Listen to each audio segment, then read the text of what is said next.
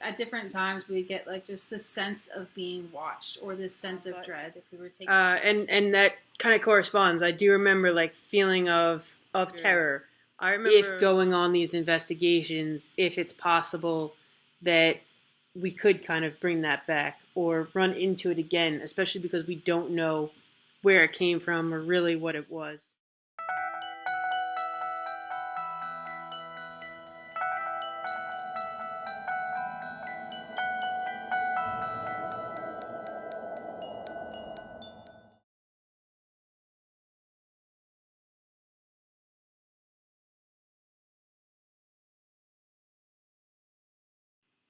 Hi, this is Johanna and Megan from Travelers Paranormal, and we are answering questions today about our paranormal nightmare.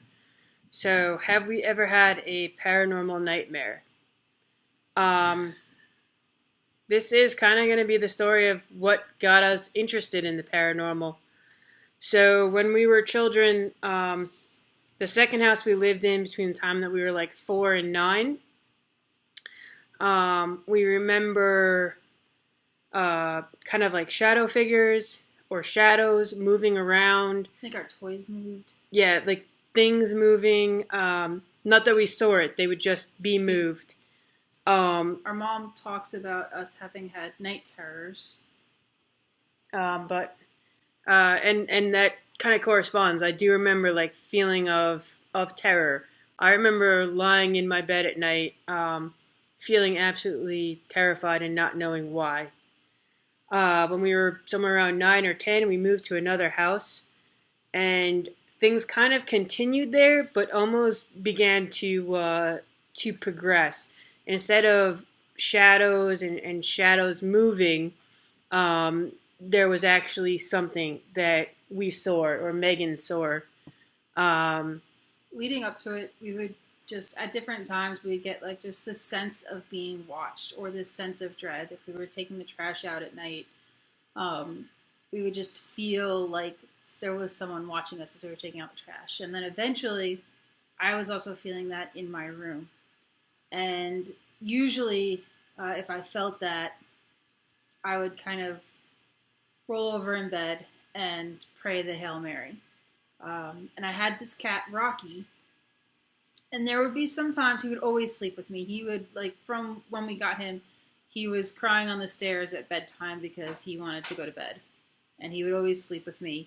But there would be times where there was nothing I could do. He would not come in my room. And those tended to be the nights where I would start to feel like there was something maybe here. And then one night, I remember very clearly waking up because the cat jumped off the bed and ran, and he was growling and hissing. And I turned to see what he was reacting to, and I saw what I can only describe as a wolf-like human, basically stepping out of my closet. And same thing, I basically just pulled the covers over my sheets, because of course if I can't see it, it can't see me, and turned over in bed and started praying the Hail Mary. And then when I finally looked again, it was gone. And then from then on, if my cat would not come into the room, I also would not sleep in the room. And I would sleep in her bed or at the foot of her bed or on the floor or whatever, but I didn't go into the room if the cat was telling me that this was not a good night, basically. Also in that house, we had some strange things happen with dreams that I don't think either of us are kind of ready to talk about yet.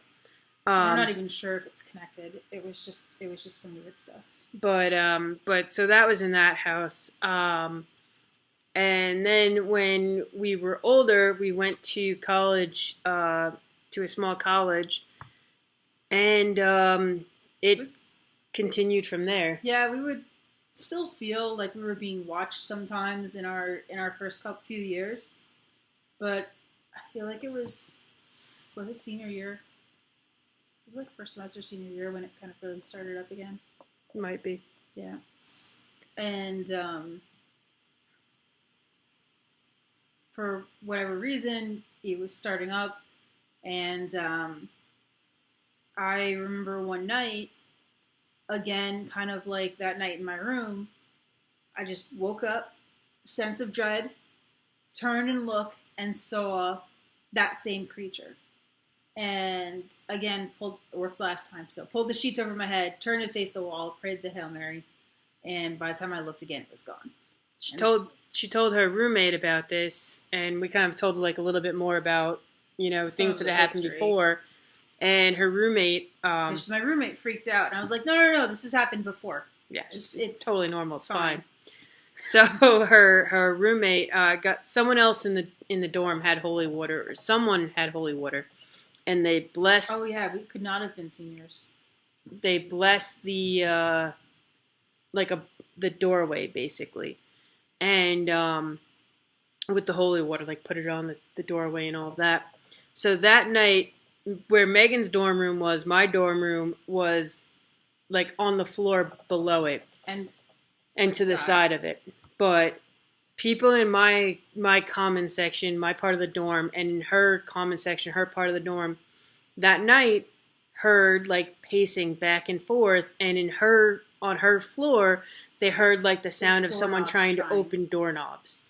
And then a few nights later, must have been our junior year, but a few nights later, I had a top bunk, and I was on my bunk taking a nap, and all of a sudden I felt like as if someone was on the bunk below me, like with their hands and their feet like pushing the mattress up, and I was like, I didn't know if it was my roommate or what, and then all of a sudden my mattress just dropped back down, and at that point, like I looked down and there was nobody. And then your roommate in the bed, and then my roommate came in.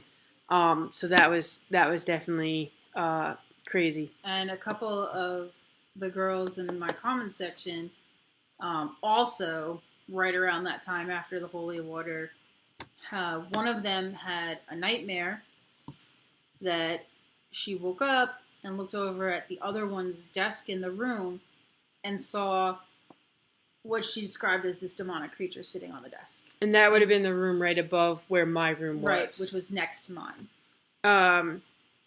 So then, in our senior year, so that had to be our junior year or something. In our senior year, it continued, like we were just, every once in a while, it would just be this feeling of being watched or whatever. And one time we were walking back to the dorm from the cafeteria, I believe, kind of taking a back path. We were going across campus, and this is the first time, the last time that this has happened, but I had what I can only describe as kind of like an out-of-body experience, in that I, all of a sudden, was in the woods looking out, and I could see the two of us walking. And I stopped Joe because I knew that what was happening was I was seeing it. You were seeing from its viewpoint. From its vantage point, and it was watching us. And we had just been talking about that. We were feeling like we were being watched. This is broad daylight. This was not even at night. It was not always at night. And so I stopped Joe, and I turned, saw myself turn, looking at me, saying, it's in the woods. It's there, yeah. Like, basically, like, it's over there. And, I turned and looked in the direction that Megan's pointing, and I don't see anything. But I kind of, like, and I didn't care if I looked crazy or not, I kind of yelled out to the woods, leave my sister alone. Go away. Leave my sister alone. And it did. Yeah. It stopped. And that has been the last time that we kind of had an experience with that. So question number 2, what was the energy of the place and what was yours?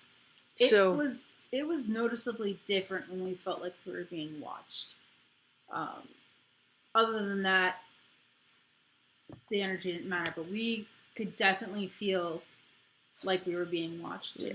Our energy, I don't think, felt any different or anything. It was, it was just regular growing up. So, like I said, as a little kid, that first house, we were 4 to 9 years old. I remember just like lying in bed, terrified. A little bit older, I remember doing things like going out to take out the trash and just stopping and like just goosebumps and looking around feeling, the yard because I knew like, someone somewhere was watching me. And then finally, when we were older and in college, kind of trying to take a little bit more of a forceful stance with that. So, did you cause the incident, or did it just happen? We don't know. We don't know. We don't know what we could have done when we were 4. I don't remember anything in the first house we lived in up until the time we were 4, but also we were very little. So, I don't remember anything there. I remember it in that other house that we lived in from the time we were 4 to 9, and I remember it pretty, like, little, like 4, when we moved there. I remember things happening. So I don't know if it was something with that location, or maybe it was before, and I just don't remember because we were little. Like I said, our mom refers to us as having night terrors. I think that generally in kids, night terrors can start as early as 2 and go longer. But we've never actually dug into what she was talking about with us having night terrors, because neither of us thinks we actually had night terrors. That is a real medical diagnosis that we don't think we had. I think there was like literally something terrorizing us. Number 4, how would you go about it differently next time? I would try and be braver sooner, being a little bit more forceful with it. I think when our classmate took the holy water and blessed that room, was probably the first time where we got some idea that we can do something about this. And I think it culminated in that day when we were walking back to the dorm, and I actually just literally yelled at it and told it to go away. So I think, if anything, if I was going to do anything different, it would try and kind of take that position sooner. And that's kind of advice that we've given to other people too, when you are going into an investigation, or people that have been like, hey, you believe in the paranormal, I've got this going on in my house. And we've been like, well, talk to it, tell it that this is your space, and take that forceful measure. And it's in part because of this seemed to have worked. Because it seems to have worked for us. Would we return, or have we returned? We've been there. We've gone back to our college and visited. Not like spent a night, not spent any prolonged time there, but we visited. We did go back up to New York and drive past the house that we lived in, where Megan actually saw the thing in her room. But again, just kind of going by. We haven't really gone back in there. We continue to live. I would. We lived in that house, though. After college, we lived in that house for years and never had another incident with it. It really seems like that has helped. But I think also sometimes, I know on investigations, like we'll do things like, maybe say a prayer when we start, depending on the location and what we think we may be interacting with. We always, when we're leaving, we'll say, you don't have permission to come home with us, that kind of thing. But I think at least I know for me, in the back of my mind, sometimes I wonder if going on these investigations, if it's possible that we could kind of bring that back or run into it again, especially because we don't know where it came from or really what it was. Yeah, we really don't. We never figured it out. I don't think it was something tied to the house because it followed us. But also, I know that was long before we were interested in the paranormal, like researching anything. So I know we didn't do anything to make it come. I know that our parents didn't do anything to make it come because just of other stuff. And again, we don't think it was tied to the house because it came with us. And we weren't inviting it to come with us or anything like that. We were never trying to talk to or interact with it when we were kids. So we don't know. We don't know if we'll ever encounter it again. And that is our paranormal nightmare. So thank you very much.